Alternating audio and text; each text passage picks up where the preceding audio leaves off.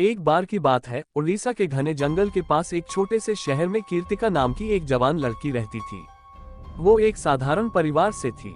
कीर्तिका अपने माता पिता की लाडली और इकलौती बेटी थी।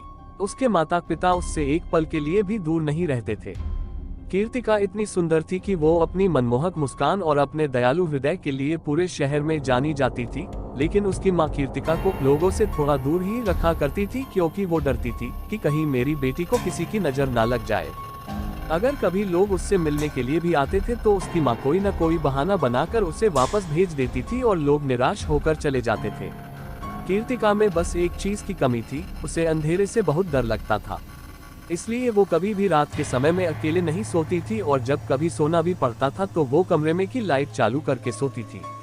वो ये सब इसलिए करती थी कि इसके पीछे एक बहुत बड़ा कारण था। जैसे ही सूरज डूबता था और अंधेरा होने लगता था तो कीर्तिका की परछाइयां उससे कई गुना लंबी होती जाती थी।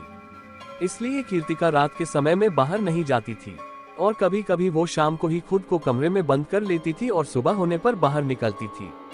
एक रात कीर्तिका बिस्तर पर लेटी हुई थी और सोने की कोशिश कर रही थी। उस समय रात के करीब 10:30 बज रहा थे। उसने अपनी खिड़की के बाहर से एक अजीब सी आवाज सुनी। पहले तो उसने इसे नजरअंदाज करने की कोशिश की, लेकिन कुछ देर बाद फिर वो आवाज जोर जोर से सुनाई पड़ने लगी। अब कीर्तिका से वो आवाज नजरअंदाज नहीं हो पा रहा था। उसने डरते हुए से बिस्तर से बाहर निकली और खिड़की के पास गई। फिर उसने खिड़की से बाहर देखा तो उसकी आंखें फटी की फटी रह गई। उसने देखा कि एक पेड़ के नीचे एक आदमी खड़ा था।